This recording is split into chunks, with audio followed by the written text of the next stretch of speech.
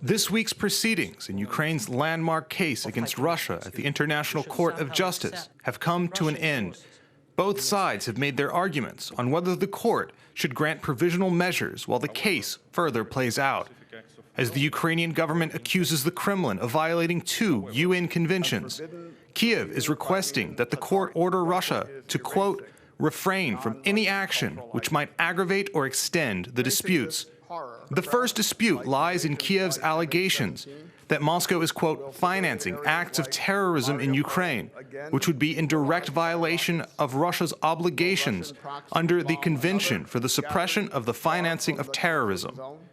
The Russian delegation argued on whether the court has jurisdiction to rule in the case, instead of attempting to deny the flow of weapons and money to illegally armed groups.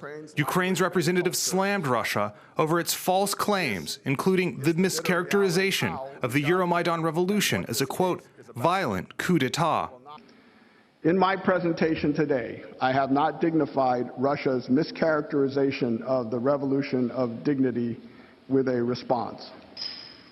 But Russia's brutal response to that revolution of dignity has brought about an interrelated campaign of human rights violations on its own soil. International law cannot tolerate support for the state sponsorship of indiscriminate targeting of civilians and cultural erasure by a nation that claims to forbid terrorism financing and racial discrimination. In the second dispute, Moscow is accused of mistreating Crimean Tatars and ethnic Ukrainians in Russian-occupied Crimea. Ukraine alleges that Moscow has installed a, quote, policy of Russification that amounts to a campaign of cultural erasure. Again, in Russia's response, the Kremlin declined to defend its oppression of ethnic minorities.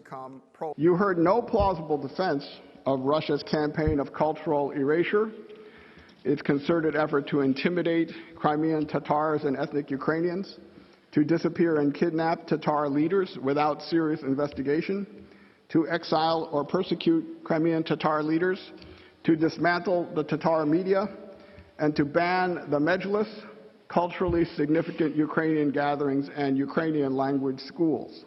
Both sides drew parallels to the case Georgia filed in response to Russia's aggression in South Ossetia in 2008. While Georgia ultimately lost that case, the court did award Tbilisi their requested provisional measures, a fact not lost on the Ukrainian delegation. The court is expected to rule on whether Ukraine will be granted provisional measures as early as late April.